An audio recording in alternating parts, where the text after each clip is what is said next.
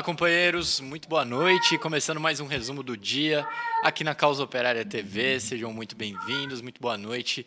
Mais esse programa para discutir as notícias do dia de hoje. Hoje é terça-feira, dia 15 de dezembro de 2020.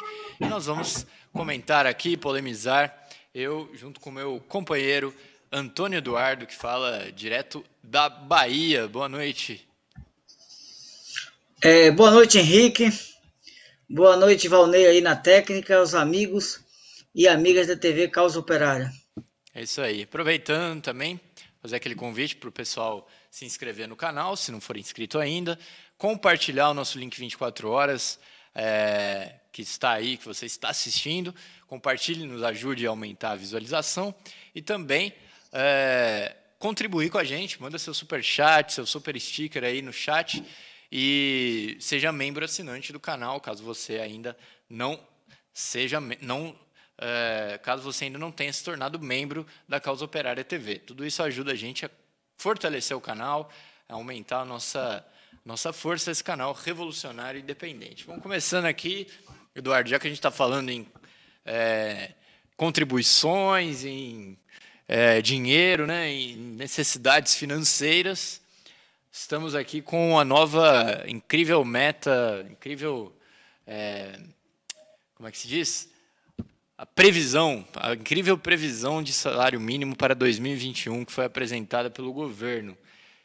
De 1.067, o governo passou para 1.088. E esse deve ser o salário mínimo em 2021, segundo aí as propostas de alteração na lei de diretrizes orçamentárias que foi enviada ao Congresso Nacional, né?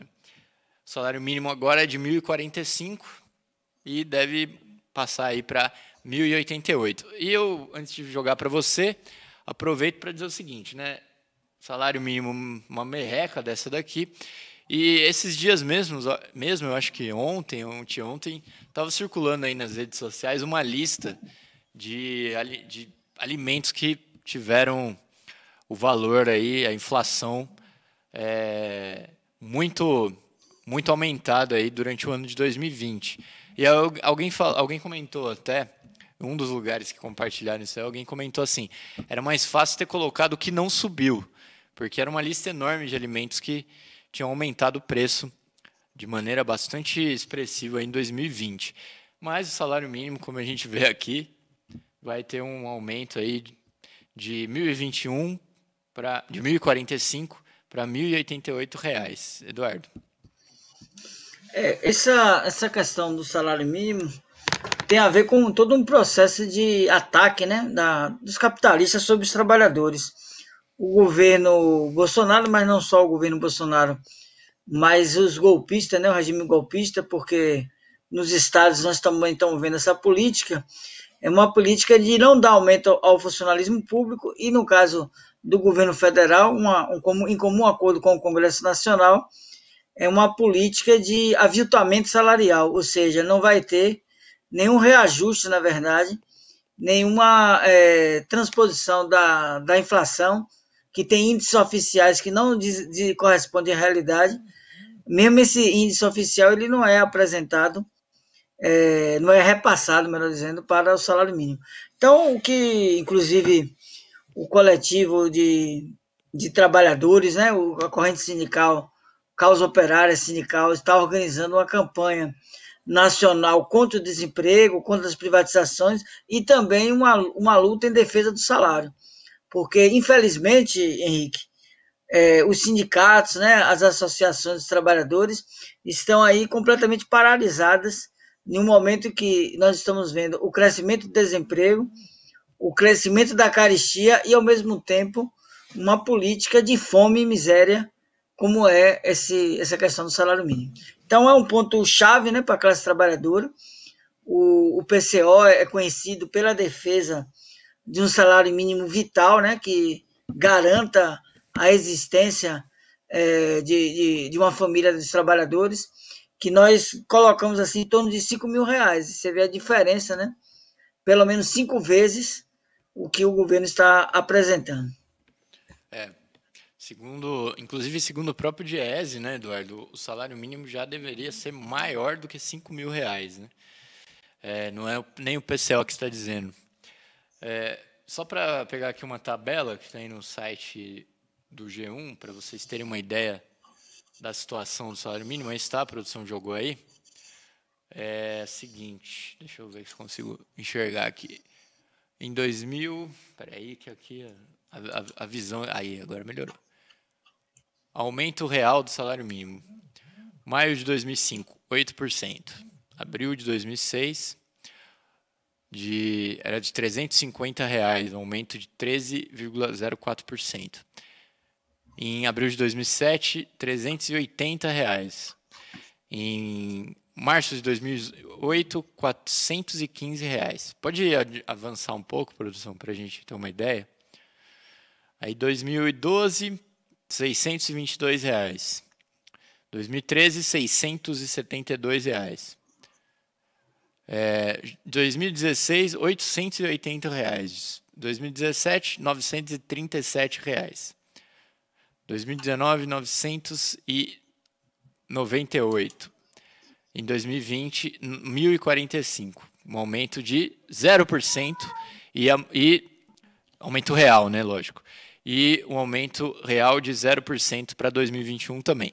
Sendo que em 2017 e 2018, é bom a gente ver ali, ó, que tem um aumento negativo, né? Um aumento real negativo. Quer dizer, tivemos uma perda salarial, né, em 2017, de 2016 para 2017, e de 2017 para 2018. E aí eu pergunto para o Eduardo, o que aconteceu em 2016, Eduardo?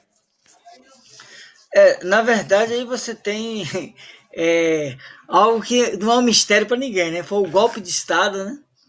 Que, na verdade, se nós acompanharmos bem, até 2014 havia um crescimento, 2015 foi o ano onde a burguesia começou com lockdown, né? Em relação à produção do país, visando, inclusive, o impeachment. E em 2016 nós tivemos aí, durante todo o ano de 2016, uma política deliberada, inclusive da Fiesp, de outras organizações de classe da burguesia, que jogaram peso mesmo para provocar essa inflexão política, que também se traduziu numa inflexão econômica, como você bem mostrou aí com esses dados. Exatamente. Bom, passando aqui para o próximo tema, vamos falar um pouco sobre a questão da vacina, né? Existe toda uma campanha em relação à vacina, uma disputa política muito clara, aí, principalmente entre o governador de São Paulo, João Dória, o ex-Bolsodória, né, que agora tenta disfarçar um pouco isso daí, e o governo Bolsonaro, né, em relação à corrida aí da vacina. E muita gente, hoje assistindo ao companheiro Rui na análise política na TV 247, inclusive eu convido os companheiros a assistirem, caso não assistiram ainda, houve uma discussão sobre essa questão da vacina, né? Porque a esquerda pequeno-burguesa, ela procura aí, ela vai totalmente na onda da direita, né?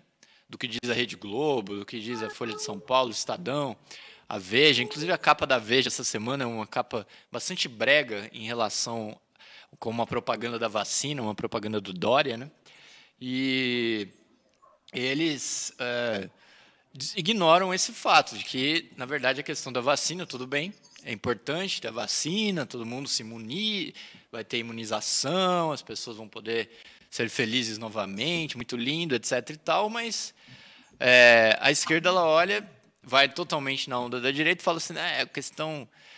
Para quem questiona qualquer coisa, fala que a pessoa é burro, que é gado, etc. e tal, quando, na verdade, está muito claro que a questão da vacina é um problema político e é um problema econômico também, né?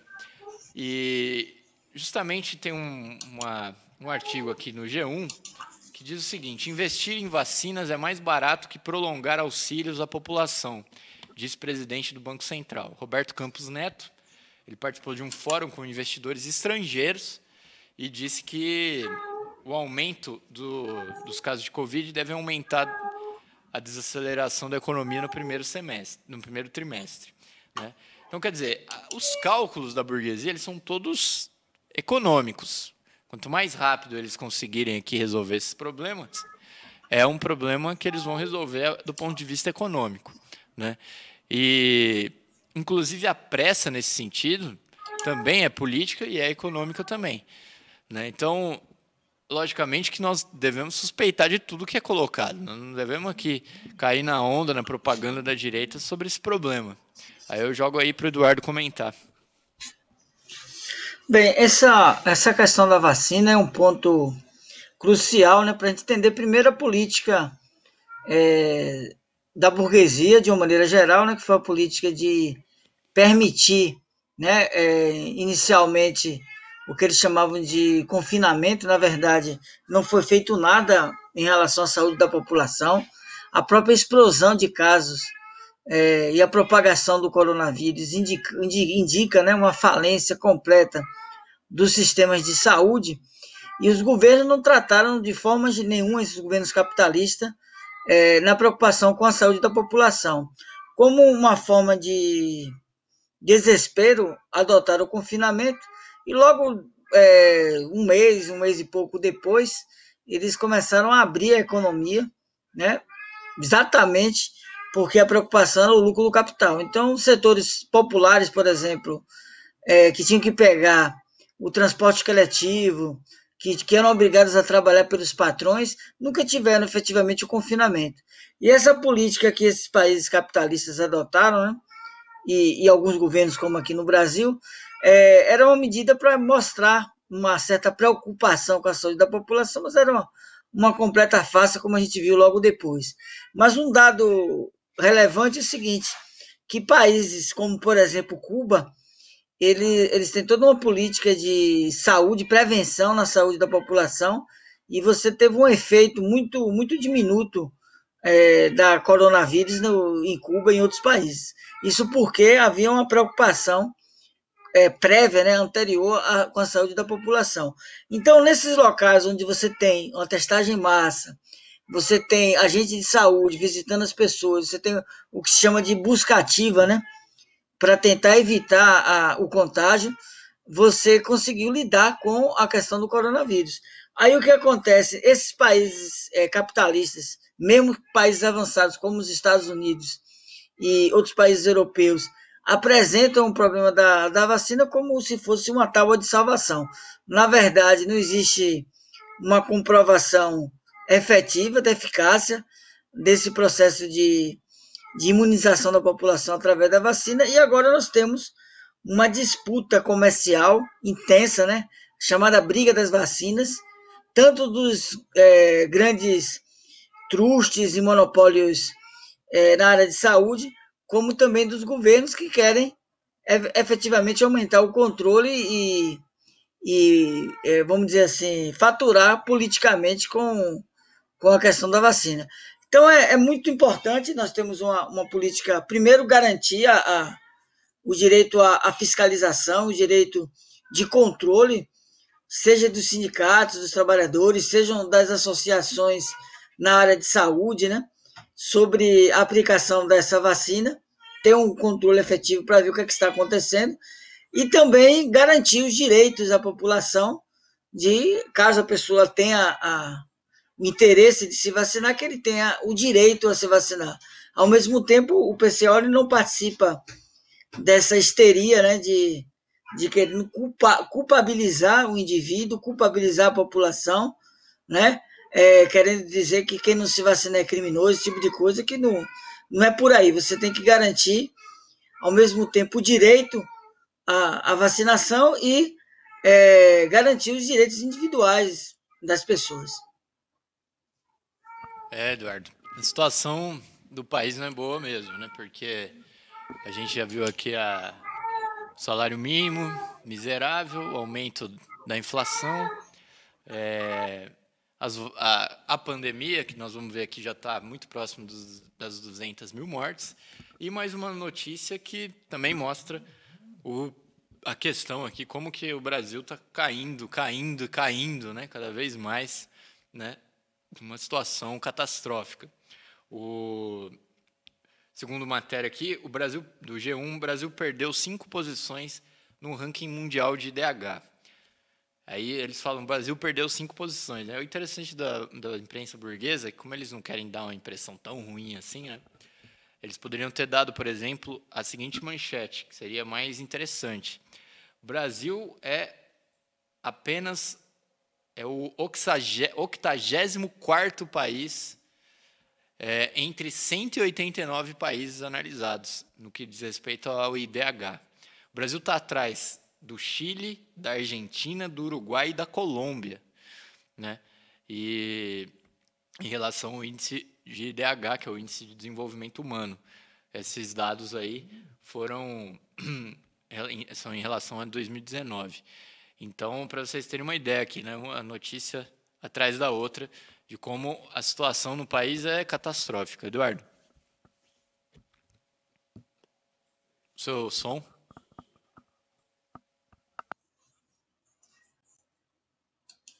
Agora sim. O IDH, na verdade, ele é mais uma medida que você tem para analisar o desenvolvimento do país. Você pode ter o PIB, por exemplo, ele diz respeito ao desenvolvimento econômico, a quantidade de dinheiro investido, capital investido e outras coisas. E o IDH tem a ver com o desenvolvimento humano. O que acontece é o seguinte, o Brasil, ele inclusive está atrás de países como Argentina, Uruguai e vários outros da América Latina. Isso mostra, né, que a política do golpe de Estado, como a gente fez referência na matéria anterior, né, na discussão anterior, ela tem tido um impacto muito grande no desenvolvimento do país. Então, o Brasil ele tem se colocado como um país com alto desenvolvimento econômico. Se nós compararmos aí a situação do Brasil com outros países do mundo, mesmo com todas as contradições e desigualdades sociais, o Brasil ainda é uma economia pujante, ao mesmo tempo que aumenta a desigualdade. Esse dado do IDH ele mostra que a desigualdade social, né, a desigualdade de renda tem aumentado. E aumentou ainda mais como, vamos dizer assim, como um subproduto do golpe de Estado de 2016. É isso mesmo. Bom, deixa eu aproveitar aqui, fazer um parênteses, dar uma boa noite para os companheiros que estão nos assistindo.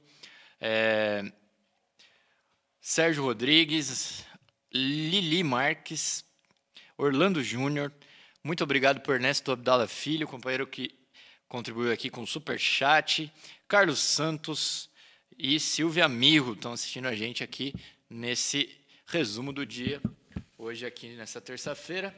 E vamos falar, já que a gente está falando aqui dos nossos espectadores, eu aproveito para convidar todo mundo a se inscrever na Universidade de Férias do PCO e da Aliança da Juventude Revolucionária. Aí está o site para você se inscrever. Para você entrar nesse site que está aí, entre em universidademarxista.pco.org.br e você se inscreve no curso O que foi o Stalinismo? Uma análise marxista. O curso terá 16 aulas, são 2 aulas por semana com o companheiro Rui Costa Pimenta, todas as terças e quintas, começando no dia 5 de janeiro e terminando em fevereiro. Dessa vez, a Universidade de Férias será online, porque por conta da pandemia, né? Isso aqui a Universidade de Férias é o mais tradicional curso aí da esquerda nacional, curso de formação política, um curso que o PCO já organiza há mais de 20 anos. Nós estamos aí na 46ª Universidade de Férias. Em geral, são 2 universidades de férias por ano. Só esse julho agora que nós não tivemos, por conta da pandemia também.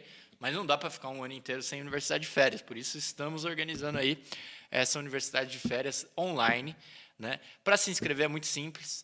Basta entrar nesse site que eu falei, universidademarxista.pco.org.br, e se inscrever. Por apenas R$100 você tem acesso a todas as aulas do curso e aos materiais que nós estamos produzindo. São verbetes dos acontecimentos históricos, personagens, termos, também textos traduzidos, tudo isso você vai ter direito aí ao se inscrever na Universidade de Férias do PCO. O tema do stalinismo, além de toda a importância aí do tema do ponto de vista teórico, do debate do marxismo, etc. e tal, também tem a questão de de que o tema passa aí por todos os acontecimentos do século XX, né, que são importantíssimos, e que o debate sobre o stalinismo, sobre a política a ser levada pelo movimento operário em todos esses acontecimentos, eles vão necessariamente ser abordados no curso. Além disso, também a questão atual aí dos debates desses chamados neo-stalinistas, ou desses pretensos stalinistas que querem aí ressuscitar esse, digamos assim, esse cadáver revisionista do Stalin aí, da colaboração de classes da mais, digamos assim, mais suja que houve aí na história do movimento operário, né? Então esse debate também atual, né? Esse debate político atual também vai ser abordado aí durante a Universidade de Férias. Eduardo, quer comentar alguma coisa? Ô Henrique, eu acho que esse tema é um tema fundamental, né? Às vezes as pessoas me perguntam assim, não, mas por que debater a questão do stalinismo, né? Porque finalmente não temos mais União Soviética, os partidos stalinistas hoje estão, vamos dizer assim, não digo em larga decadência, mas estão quase praticamente extintos, né?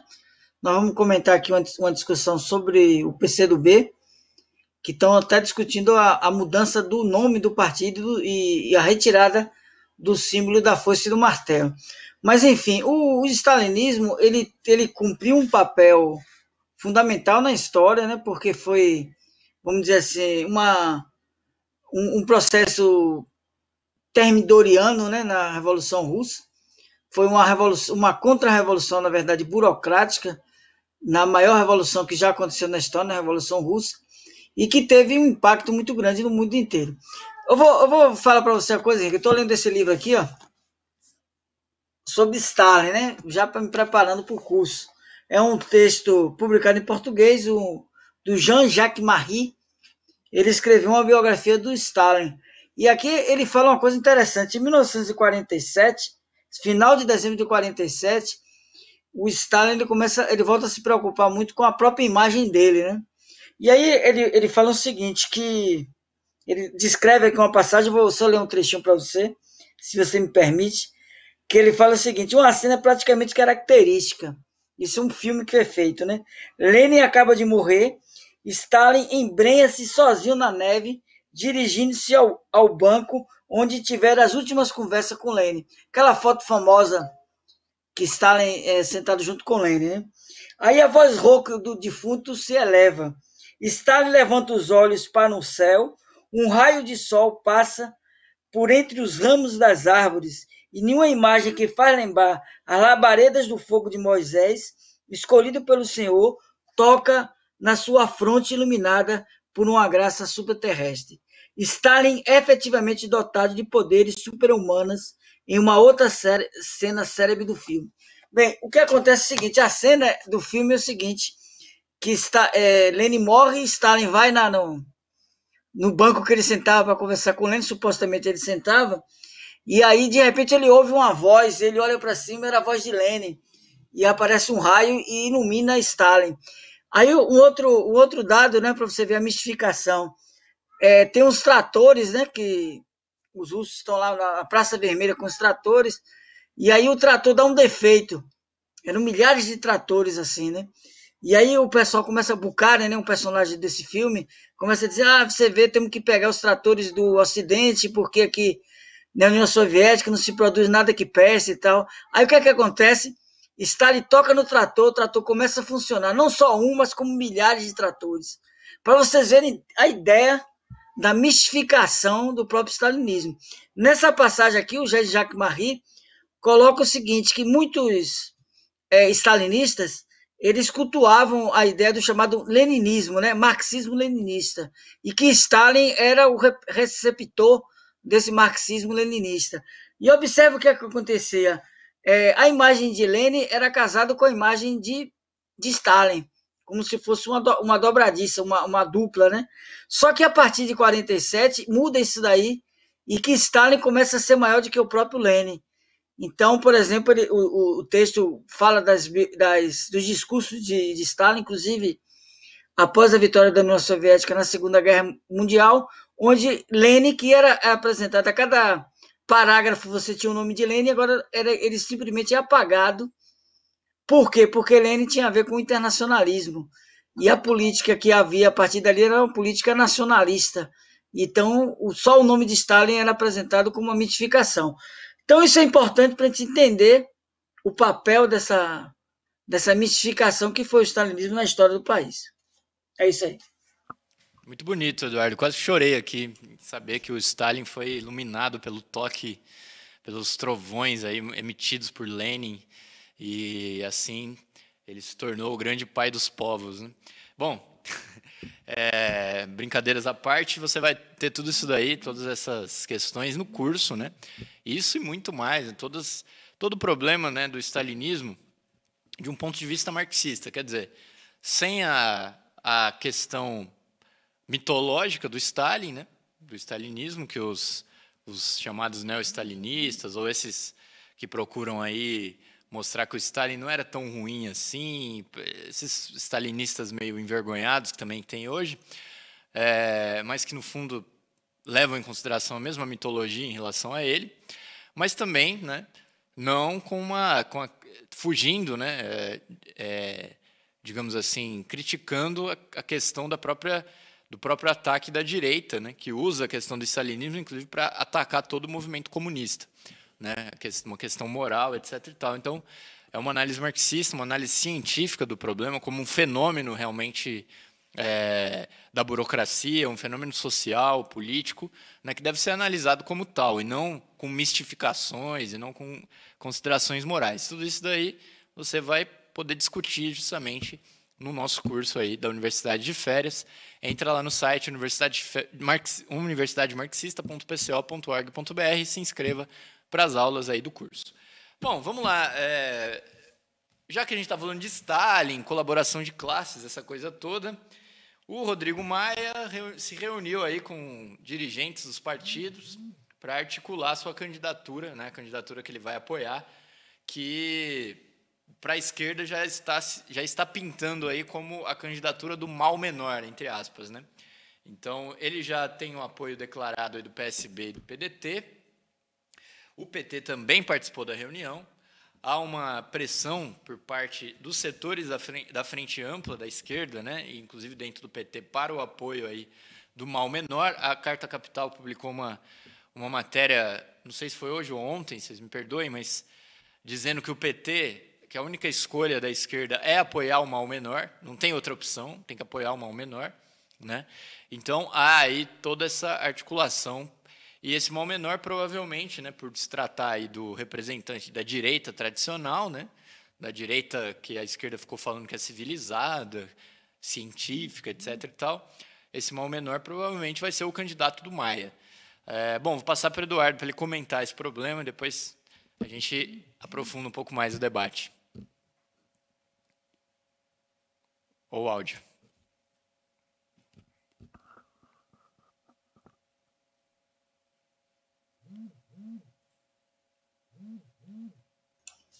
Na verdade, Henrique, a política de mal menor que se apresentou no início da pandemia com a política, né, de que deveria se apoiar os governadores científicos contra Bolsonaro, que se apresentou nas eleições municipais com a política de apoiar o centro-direita, o centro-golpista, né? Nós vimos o caso aberrante aí da cidade do Rio de Janeiro, onde a esquerda, inclusive aquela que se reivindica radical como o PSOL, apoiou a candidatura do DEM, e que agora está sendo manifesta em vários setores que estão defendendo a aliança com a burguesia, com os partidos da direita no Congresso Nacional. A bancada do PT, inclusive, ela está dividida em 3 pedaços. Uma que defende o lançamento de uma candidatura alternativa da esquerda, outra que defende apoiar o candidato bolsonarista, e uma terceira que defende participar dessa articulação aí montada pelo Maia. O PSB e o PDT já estão aí de cabeça, né, fazendo parte desse jogo montado pelo Maia, que é importante recapitular. Ele tentou, né, setores da burguesia, eles tentaram um processo de garantia da reeleição, tanto do Maia como do Alcolumbre. Eles não conseguiram isso, e agora eles estão tentando fazer essa operação através de uma outra pessoa, né, de um outro candidato, mas que teria o sentido de manter a mesma política, que é uma política de favorecimento do centro golpista.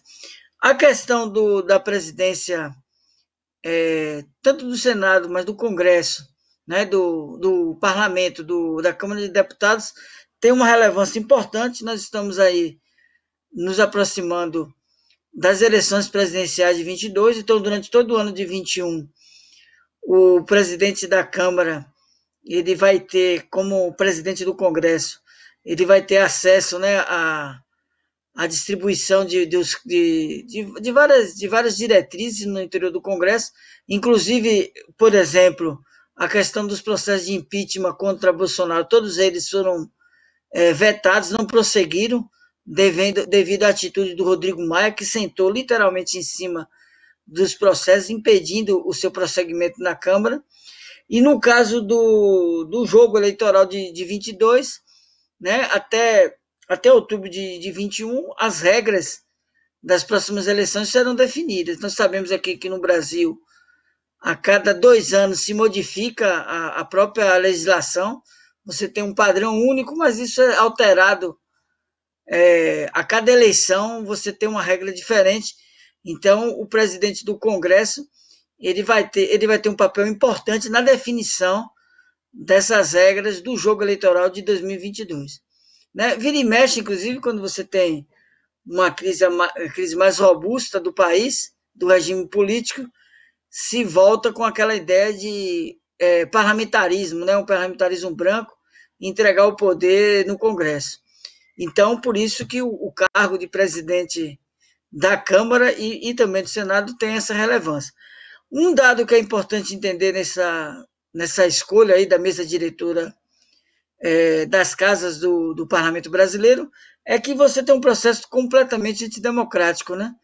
Que você tem uma composição ali das chapas que praticamente você exclui partidos que têm forte representação. Por exemplo, o PT é o partido que individualmente tem a maior quantidade de deputados, né, no Congresso, e se você não aceitar esse jogo de cartas marcadas, você pode simplesmente não ter cargo na mesa diretora, ser completamente prejudicado nas comissões do Congresso e tudo mais.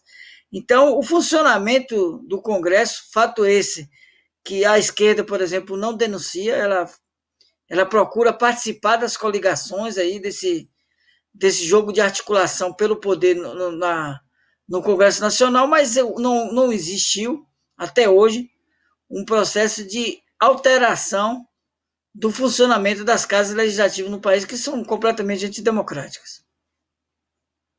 Exatamente.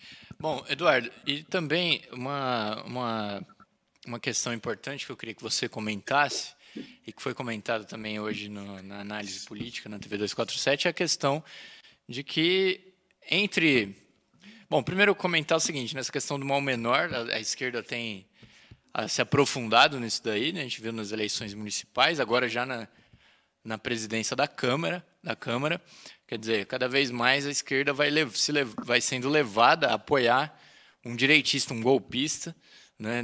É aquela brincadeira do diabo contra o demônio, e vota no diabo e assim por diante.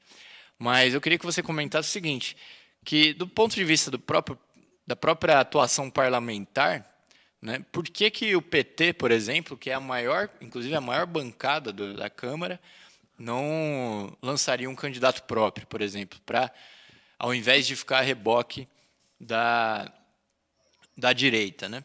Por que não lançar um candidato próprio, inclusive denunciando a questão do golpe, etc. e tal? Queria que você comentasse sobre esse problema. Na análise hoje, né, o Atucho, jornalista que coordena o programa, ele apresentou aí a política sugerida pelo José Disseu. José Disseu, que foi, inclusive, um operador importante, né, do primeiro governo Lula, na composição da maioria e tal, do que se chamava de governabilidade. Qual é o problema que o Zé Disseu apresenta? Né? A questão do pragmatismo. Então, diante desse funcionamento não democrático, né?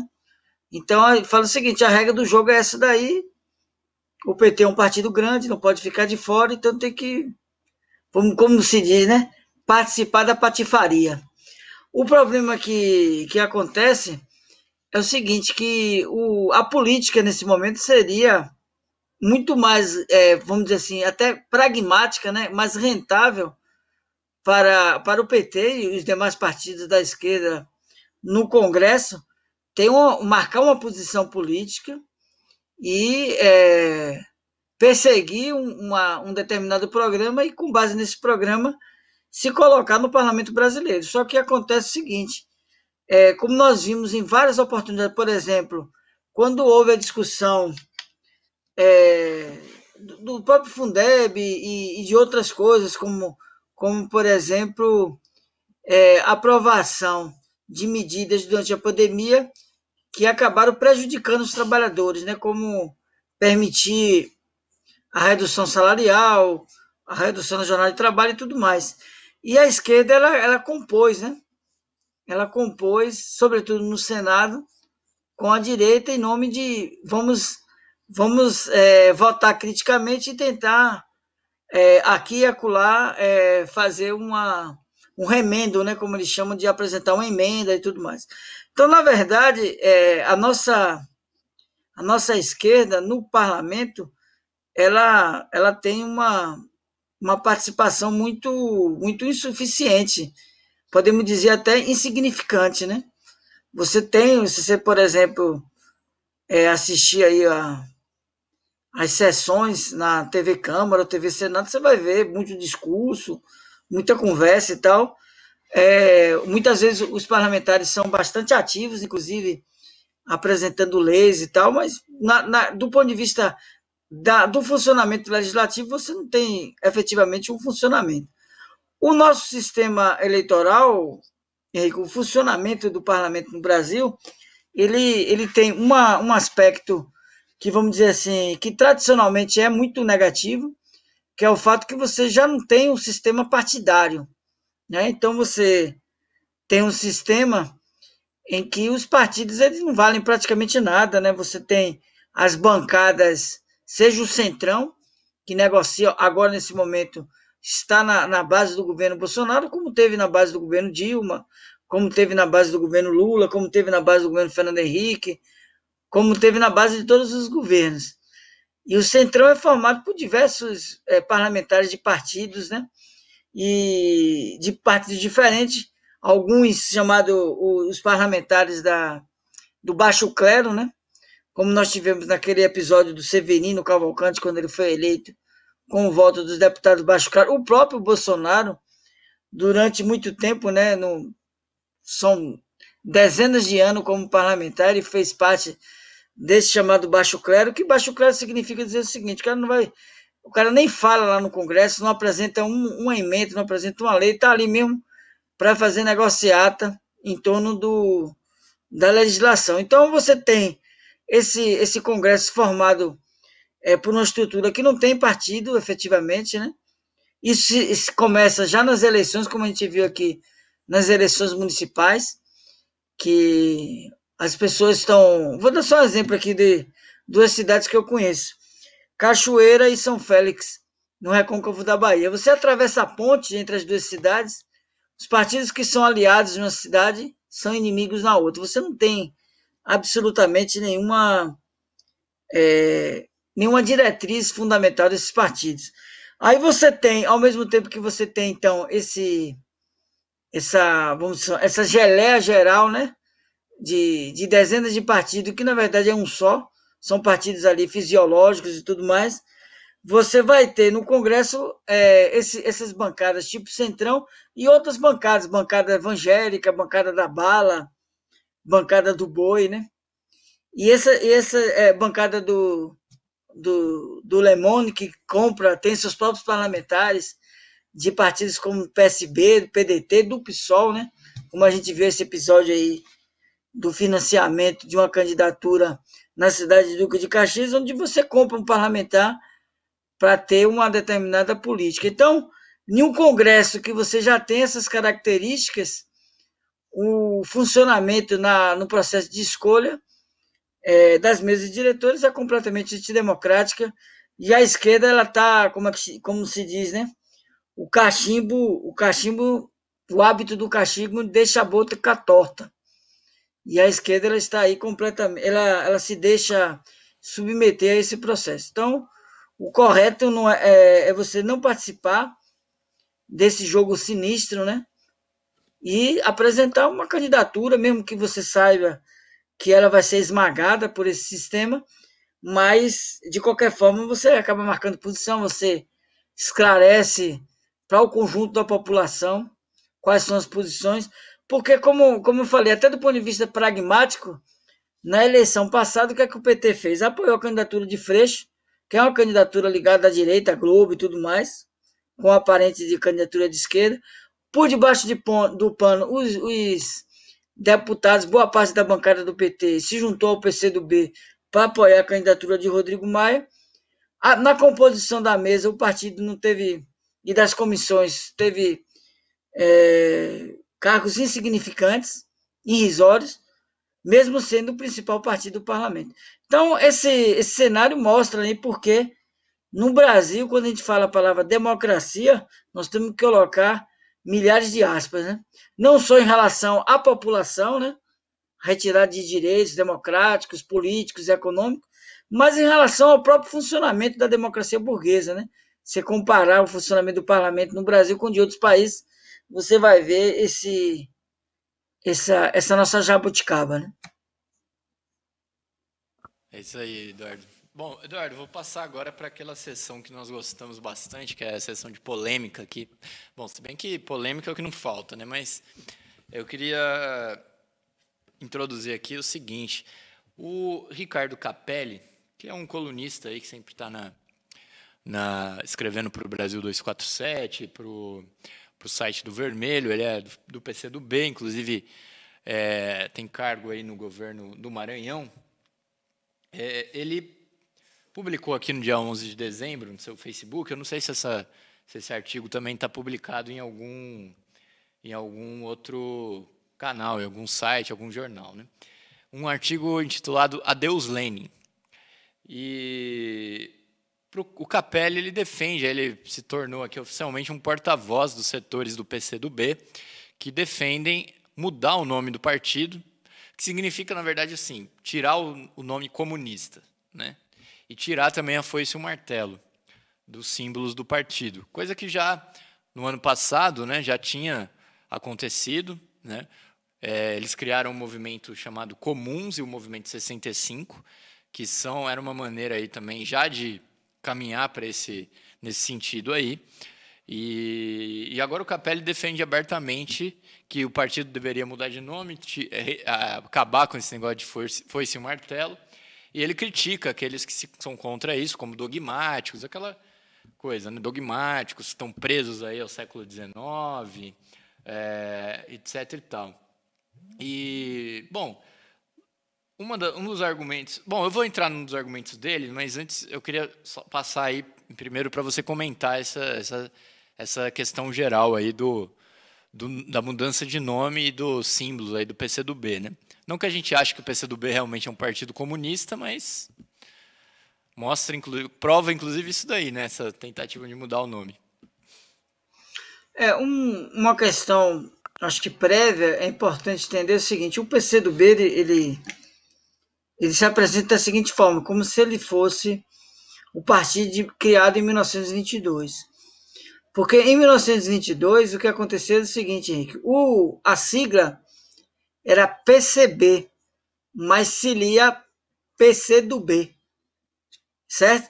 Porque o nome, né, o PCB era como uma seção da Internacional Socialista e tudo mais. O que acontece é o seguinte, no Brasil, quando teve, em 1947, a perseguição ao PCB, o PCB alterou a maneira de falar do partido e alterou para Partido Comunista Brasileiro, com o sentido de tentar evitar a perda do registro. Não conseguiu, mas ficou aí dessa forma. a partir, inclusive, da crise do stalinismo, né, o que nós vamos ver no curso, né, a questão do relatório de Khrushchev em 56, você vai ter uma divisão em vários partidos comunistas do mundo. Aqui no Brasil, a direção do partido, a direção central do partido, era formada por João Amazonas e outras figuras que eram, vamos dizer assim, do setor stalinista, uma burocracia stalinista. O outro setor, o majoritário, ligado a Luiz Carlos Prestes, também era stalinista, entendeu? Só que o setor que estava preso, né, aqueles símbolos, aquela dogmática ao controle do aparelho, eles mantiveram o nome PCdoB, mantendo aquela alternativa. Só que o desenvolvimento do PCdoB é um desenvolvimento historicamente bastante, vamos dizer assim, não vou usar a palavra confusa, mas bastante eclético, né? Logo depois, esse setor, né, que chamava o outro de revisionista, eles acabaram aderindo à chamada linha maoísta, né? Eles se transformaram em maoísta, inclusive um setor ligado ao movimento estudantil, ligado à Igreja Católica, que era a Ação Popular. Um personagem dele é o próprio Haroldo Lima, né, que foi deputado, uma figura de proa do partido. Eles entraram no partido e eles, por conta exatamente dessa linha maoísta que eles fizeram, inclusive a guerrilha do Araguaia e tudo mais. Só que, posteriormente, eles também criticaram a China, né, acusando a China de revisionista. E eles adquiriram como farol, o farol da humanidade seria a Albânia. Só que aí a Albânia acabou também, né, no bojo da crise dos países europeus, e ficou o símbolo, ficou, inclusive, essa marca, né, de um partido que tinha, inclusive, uma característica, ideologicamente se apresentava como stalinista. Só que o grande partido stalinista no Brasil, Henrique, não era o PCdoB. Ele era ideologicamente stalinista por conta daquele racha lá de 62. Mas o partido stalinista era o velho PCbão, o partidão, que seguia a política do aparelho da burocracia stalinista, que tinha se transformado em palavras contrárias à Stalin, né, com aquelas denúncias de culto de personalidade e tudo mais. Estou contando toda essa história para entender o seguinte, que o PCdoB, finalmente, nos anos 70, entra no MDB e passa a adotar uma política que era uma política de colaboração de classe aberta, né? Apoia a transição chamada transição democrática, a aliança com o Tancredo Neves, com a criação do PFL, que era o partido, setores que dirigiam o PDS, como Sarney e tudo mais. Então, durante muito tempo, o PCdoB ele era um partido que tinha essa marca, né, era um partido muito forte no movimento estudantil, né, dirigiu a UNE na processo de reconstrução da UNE no final dos anos 70, vai continuar até hoje, né, como uma marca fundamental. O próprio Capelli foi presidente da UNE, e o Orlando Júnior, e vários outros dirigentes hoje do PCdoB que defendem essa mudança, vem desse movimento estudantil, que era o JS, que dirigia a UNE, mas aqueles setores ligados ao movimento sindical, ao movimento pelego, né, o PCdoB integrava a CGT, junto com o PCB, e se colocaram contra a CUT. Esse setor, em 1989, eles vão fazer aliança com o PT, né, a Frente Popular de 1989. Até 89, o PCdoB era o principal adversário do PT, mas só que o PCdoB ele conseguiu farejar, isso eles eram muito, muito espertos, né? Que a onda agora não era ficar no MDB, apoiar esses partidos burgueses, mas fazer uma aliança com o PT, que o futuro era ingressar nessa frente popular. O PCdoB vai ser um aliado importante do PT até o momento que o PT cai. Quando o PT é expulso do poder federal, né, e a burguesia tem uma política de perseguição ao PT, setores do PCdoB eles começam a alimentar o desejo de, vamos dizer assim, vamos sair desse barco, que esse barco está furado. Por isso que quando teve o impeachment, antes mesmo da votação do impeachment definitivo no Senado, o PCdoB, entre a votação de abril e a votação de agosto, o PCdoB estava defendendo diretas, né? Diretas já contra a política de permanência do governo Dilma. Então, ali era uma política que teve uma contradição muito grande dentro do PCdoB. Esse setor mais à direita apresentou a candidatura de Manuela Dávila como candidata a presidente para negociar com Ciro Gomes, com o próprio PT e com outros setores. Finalmente, o setor mais à esquerda conseguiu impedir que o PCdoB se aliasse à direita, né? E que, na verdade, eles fizeram uma composição com Haddad lá naquela casadinha de 2018. Mas esse processo vai evoluindo com o código, com a legislação antidemocrática, né? De restrição, né? Chamada cláusula de barreira. O PCdoB ficou ameaçado, ele não conseguiu ultrapassar pelas suas próprias forças a cláusula de barreira na eleição de 2018 e ele teve que fazer uma composição aí, ele, vamos dizer assim, fez uma fusão com um pequeno partido que é o PPL, o partido que apoiou o Fora Dilma, que agora recentemente apoiou o Covas e tudo mais. Então ele fez essa composição e, como você colocou aqui, criou um movimento 65, um movimento comum, que era no sentido seguinte, esse setor ele avaliou, nós não temos futuro. Aquele PCdoB lá, mesmo essa política de colaboração que foi adotada aí pela gente depois do impeachment, não vai ter resultado. Vamos ter que fazer uma mudança mais radical. Então, esse setor, inclusive, defende a fusão com o PSB. Não é à toa que o PCdoB apoiou, tem a vice-governadora, né, a presidente do partido em Pernambuco, e participou daquele jogo sujo lá da eleição de Recife. Isso por conta de um projeto nacional de ficar aí nessa composição da chamada centro-esquerda, PSB, PDT e tudo mais. A discussão do Capelli, primeiro, é antidemocrática para os outros setores, né? É um processo que acontece muito fortemente, tanto no PCdoB, aconteceu no PT também, acontece com o PSOL, que essas figuras tenham acesso à imprensa, entendeu?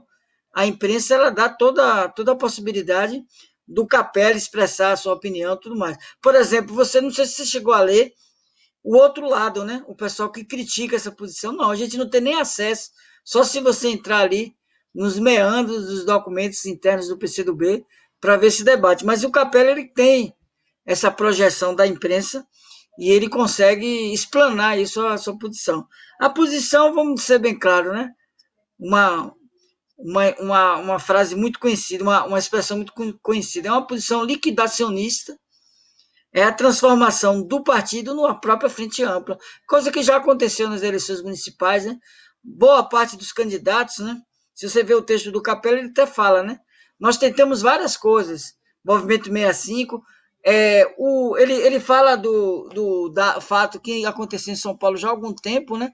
Que é a chamada filiação democrática.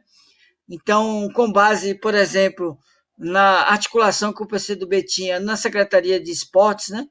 Durante o governo do PT, eles filiaram vários atletas que, aqui na Bahia, por exemplo, um jogador de futebol muito importante, que era o Bobô do Bahia, foi deputado pelo PCdoB.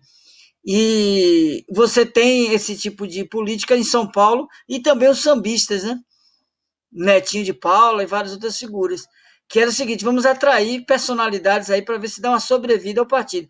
Mesmo com essas manobras, não conseguiu, e agora a filiação democrática nas últimas eleições foi abrir a siga para direitistas, né? E não satisfeito com isso, o Capelli viu o resultado das eleições, que foi muito negativo para o PCdoB, e a política dele é a política liquidacionista, né? Mas essa política liquidacionista é interessante o seguinte, que no Maranhão, o governo queria funcionário, né? Servidor, né? Do governador do Maranhão, a política do Flávio Dino também não teve resultado. O candidato do PCdoB nem foi para o segundo turno, e o candidato no segundo turno de direita, que o Flávio Dino apoiou, acabou perdendo as eleições. Então, é aquele negócio, o bicho está pegando, viu, Henrique? É verdade, tá pegando mesmo. Eu queria que você comentasse aqui um trecho que eu achei um dos mais interessantes aqui da matéria do Catelli, do Capelli, perdão, que diz o seguinte.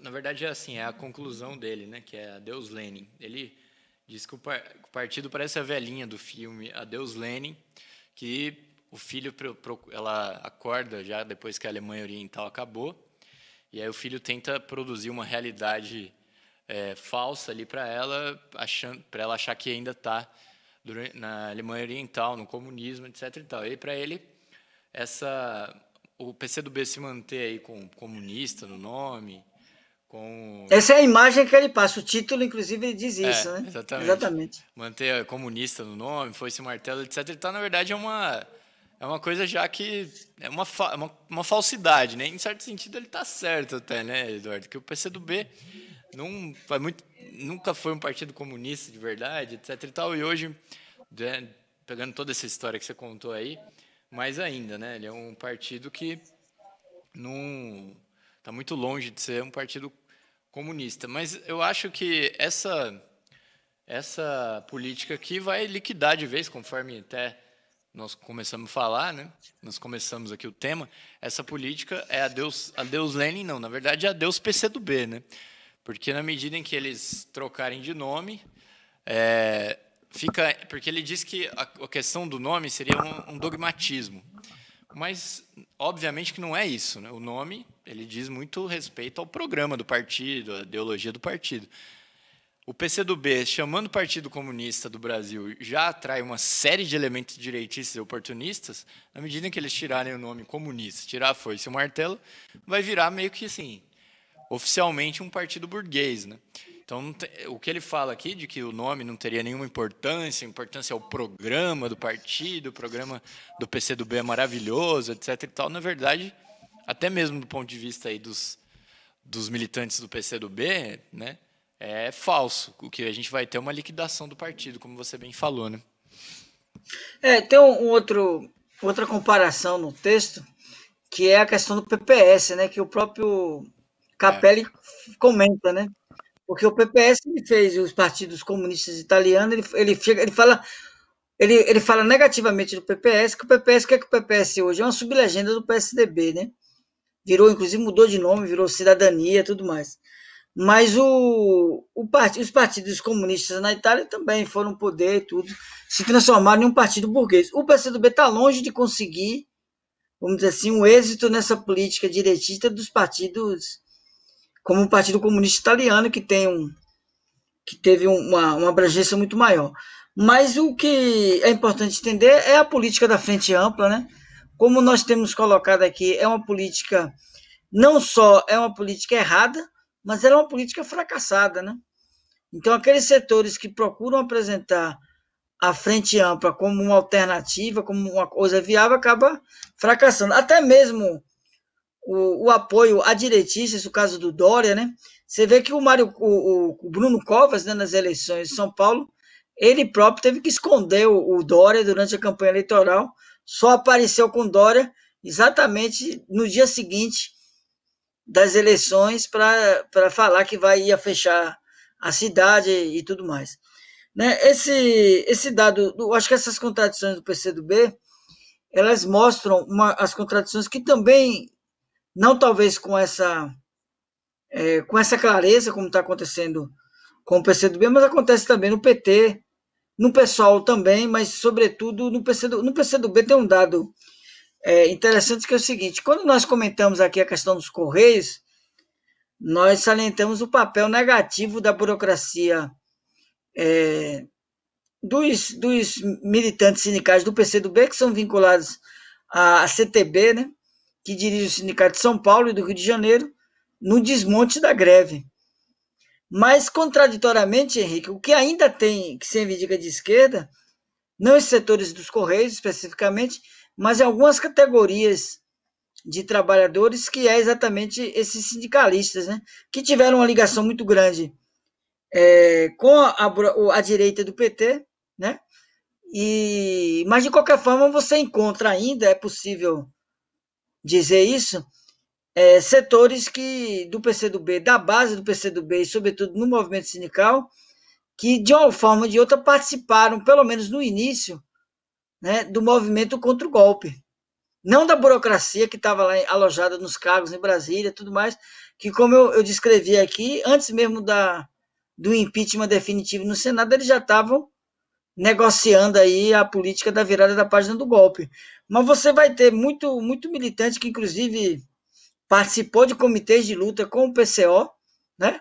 Militantes de base e tal. Só que essas pessoas agora têm que analisar as coisas friamente. E analisar friamente é o seguinte: o PCdoB acabou, e se, mesmo com os equívocos e tudo mais, você tem alguma ideia de ser de esquerda, a política não é ficar no PCdoB, porque o PCdoB agora é a própria Frente Ampla. Né? Exatamente. Bom, vamos tocar para frente aqui nosso tema, nosso programa. O Bolsonaro, Eduardo, parece que decidiu aí reconhecer a vitória do Biden, finalmente. Um mês depois, a imprensa golpista aqui está até meio que comemorando, finalmente, o presidente brasileiro reconheceu o Biden e tal, né? Antes de jogar para você comentar essa declaração do Bolsonaro, falando que mandou um comunicado, uma carta para o Biden, etc. e tal, eu entrego para você com um comentário que eu vi do companheiro J. Camelo, chargista, nosso companheiro, no Facebook dele, que ele fala o seguinte: o pessoal está estranhando aí que o Bolsonaro ainda não reconheceu o Joe Biden, né? Mas é normal, porque o cachorro demora um pouco para reconhecer o novo dono, né? Aí, finalmente, o Bolsonaro está reconhecendo o novo dono dele aqui, né? O áudio.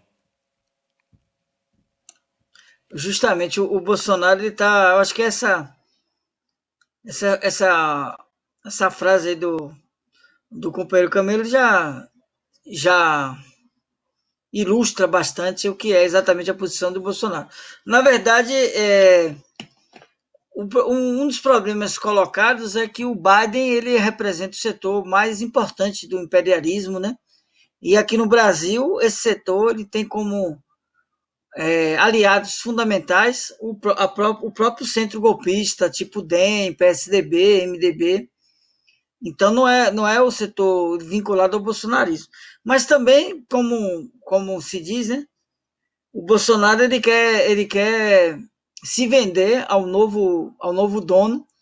E o novo dono também disse assim, já que é para ter um cachorro, tudo bem, esse cachorro é meio perdigueiro, mas não tem tu, vai tu mesmo, né? Então, nós temos que ficar atento a esse desdobramento. Evidentemente que pela política geral da burguesia, inclusive imperialista, né, que deu o golpe de Estado no Brasil, eles vão procurar uma alternativa de governo mais consistente do que o Bolsonaro. Mas na falta de uma candidatura mais, vamos dizer assim, popular, que tem alguma margem de demagogia, eles podem, inclusive, manter o apoio ao próprio Bolsonaro. Então, essa declaração do Bolsonaro é uma coisa que já é, vamos dizer assim, folclórica, né, desse apoio do Bolsonaro ao Trump, a tentativa de colocar o filho dele como embaixador nos Estados Unidos, porque fazia hambúrguer, toda aquela história. São coisas assim, vamos dizer assim, folclóricas, mas espelha, né, mostra a política de subserviência do Brasil ao imperialismo yankee. Isso aí, Eduardo. Bom, uma nota rápida aqui, que eu queria que você comentasse: denúncias de assédio sexual no trabalho crescem 647% em 5 anos. É uma matéria aqui da coluna da Mônica, 647, não, perdão, pessoal, 64,7% em 5 anos. A matéria são os dados do Ministério do Trabalho, do Ministério Público do Trabalho. Só aumentou só um pouquinho, né? Exatamente. Em relação às queixas aqui, desde 2015, que foram 289 relatos, e em 2019 chegou a 476. O que nós temos destacado aqui, né, o papel do golpe de Estado, não só um problema político, mas é um problema nas relações sociais. Então, quando você estabelece o domínio da burguesia sobre o regime político, você tende a aproveitar isso daí para você e retirando os direitos, não só os direitos políticos, né, os direitos sociais mais amplos, né, como se deu através da reforma trabalhista, da reforma da Previdência, da retirada do investimento público na saúde e educação, mas também nas relações, vamos dizer assim, cotidianas, né? E essa política de assédio, tanto o assédio do trabalho, como também o assédio sexual tem aumentado cada vez mais, porque as relações de poder elas estão, vamos dizer assim, favoráveis à ditadura, ao autoritarismo burguês. E a burguesia ela vai impondo efetivamente, né, nas relações de fábrica. Henrique está em São Paulo, nós temos o Sindicato dos Frios em São Paulo, e quando você vê esse aumento da repressão, você vê nas relações na fábrica como a burguesia tenta impor a sua verdadeira ditadura aos trabalhadores. Aqui nos Correios, por exemplo, a última greve, uma empresa estatal, né? Você tem aí uma presença muito forte dessa política das chefias, dos setores administrativos, impondo um regime social muito mais autoritário aos trabalhadores. A própria greve, o resultado da greve, nós temos vários companheiros que fizeram a greve aqui, inclusive o companheiro Orlando Andrade foi candidato a prefeito aqui em Feira de Santana, e a gente teve dificuldade, inclusive, porque a gente sempre fazia diversas atividades, finalmente ele era liberado na época da campanha, mas no sábado, por exemplo, ele praticamente ele fica até pedaço do sábado, quase que a tarde do sábado, terminando para sua cota de entrega de correspondência. Atividades políticas que eram feitas no sábado pela manhã, no sábado à tarde, são praticamente inviabilizadas por essa política, esse regime social, uma ditadura dentro da empresa. Isso aí, a questão do coronavírus também é um outro fator que faz aumentar o assédio sexual, o assédio de trabalho. Por quê? Porque você tem uma pressão maior por conta do desemprego. Então, as pessoas, inclusive, você tem esse aumento da denúncia, mas você tem um aumento de casos sem serem denunciados por conta da pressão muito grande sobre os trabalhadores e as trabalhadoras em especial. Porque um outro dado é que se existe uma pressão maior sobre a classe trabalhadora, essa opressão ela se manifesta com muito mais virulência em relação às mulheres, né, o setor mais oprimido da própria classe trabalhadora, como também se manifesta na questão racial sobre a população negra, e se for uma mulher e negra, também é uma forma de opressão ainda mais dura e tudo mais. Então, essa pesquisa aí mostra, na verdade, de uma maneira ainda muito parcial, o aumento da opressão e do autoritarismo no regime social da burguesia no nosso país. Eduardo, você não quer aproveitar, já que você falou de atividades aí, em Feira de Santana, você não quer aproveitar para anunciar a atividade que vocês vão fazer aí no próximo sábado? O que teve é o seguinte, né? Tem 2 fins de semana que nós já realizamos plenárias nacionais da corrente sindical Causa Operária.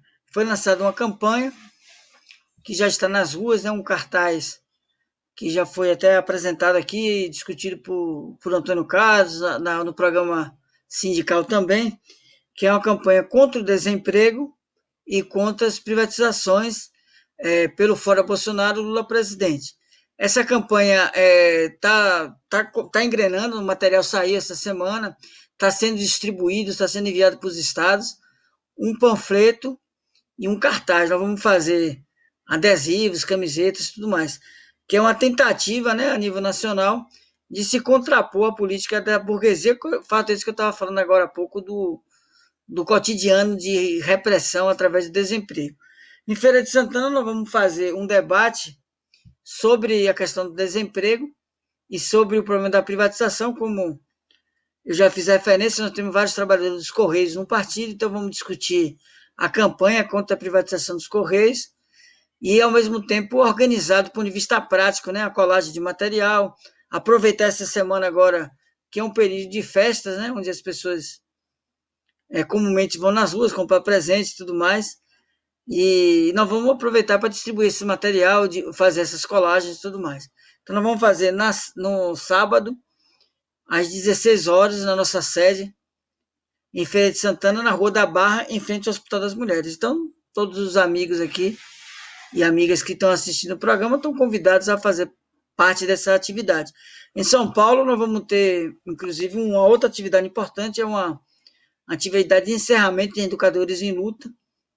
Vai ter um debate também sobre essa campanha, a luta contra a volta às aulas e também uma confraternização de fim de ano. Então, é importante que todo mundo participe aí dessas atividades. Ô Henrique, antes de você passar para o próximo ponto, que eu gostaria de agradecer aqui uma mensagem que eu tinha falado aqui na ocasião da política da burguesia no governo Dilma, foi lockdown. E aí um participante da nossa TV, ela salientou que, na verdade, não é lockdown, é um lockout, né? Que o que os empresários fizeram foi efetivamente um lockout, que é a política de diminuir a produção, de atacar, né, a, a produção com uma coisa objetiva de inviabilizar o governo Dilma. Beleza. Então agradeço aí essa correção. Maravilha. Bom, próximo tempo, agora sim, por falar em lockdown, né? O Brasil registrou hoje 915 mortes por coronavírus e nós estamos aí já nas 182.854 mortes. Eduardo, você lembra quando a gente fazia o programa aqui, a gente falava, o Brasil chegou, não sei, chegou nas 1.000 mortes. 1.000 mortes, assim, totais, né? E, nossa, que coisa, meu Deus, o mundo vai acabar, etc e tal. Era aquela campanha frenética da burguesia, fica em casa, fica em casa, fica em casa, fica em casa. E a esquerda pequeno-burguesa repetindo igual o papagaio, fica em casa, fica em casa, fica em casa. E agora, nós estamos com 200.000 mortes e, logicamente, que a burguesia está procurando aí fazer aquela demagogia, olhar, vamos ficar em casa, cuidado, etc e tal, mas está tudo funcionando normalmente e mais ainda, né? Não tem o mesmo alarde por parte aí da imprensa golpista. A única coisa que eles têm feito aqui é inventar desculpa para reprimir a população, para proibir a população de fazer determinadas coisas, colocando a culpa no povo. Mas está tudo funcionando normalmente, sendo que a gente está com 200.000 mortes, né? O que a gente vê é o seguinte, a imprensa, geralmente se você pega, na segunda-feira sempre acontece isso, que são programas da televisão falando o seguinte, o pessoal foi para a praia, o cidadão foi no paredão, foi num baile funk, aí fala como o pessoal é irresponsável, colocando assim a culpa no próprio povo, né? E a esquerda, infelizmente, acaba aderindo a esse tipo de campanha. Na verdade, a política que está sendo que está aumentando, na verdade, a proporção, a propagação, é uma política deliberada da burguesia. E essa ideia da vacina, além de ser uma disputa política, como nós já falamos, além de ser vinculada a interesses de grandes grupos e monopólios na área de saúde, que nós também já falamos, tem um terceiro aspecto, que é aquela ideia seguinte, tá saindo a vacina, daqui a pouco sai a vacina, então vamos todo mundo sair, se expor, porque vamos vacinar e está tudo resolvido. Na verdade, tem um terceiro fator, que é uma política irresponsável, que é uma política deliberada. Eles dizem o seguinte, vão aumentar a quantidade de mortos e aí não tem problema, porque o importante é que esteja funcionando o lucro dos capitalistas. Bom, Eduardo, para a gente terminar, nós estamos no finalzinho, duas matérias rápidas aqui, uma sobre a Venezuela. A Assembleia Nacional Constituinte, né, a eleição foi na semana passada, tem aí 90% do parlamento de deputados, olha aí, olha o vermelho aí, né? De deputados ligados ao chavismo aí do PSUV. Né? Uma vitória esmagadora do chavismo, do PSUV nas eleições, e o que mostra aí, né, dá um alívio, pelo menos temporário, né, para o golpismo na Venezuela. Logicamente que o imperialismo vai voltar à carga assim que ele tiver condições, né? Mas pelo menos do ponto de vista aí do controle da Assembleia Nacional da Venezuela, a gente pode dizer que o chavismo ganha aí um um respiro, né, diante dos ataques golpistas. É importante ressaltar que foi em torno do Parlamento, da Assembleia Nacional, que a direita ela procurou criar vamos dizer assim, um sustentáculo para a sua política golpista.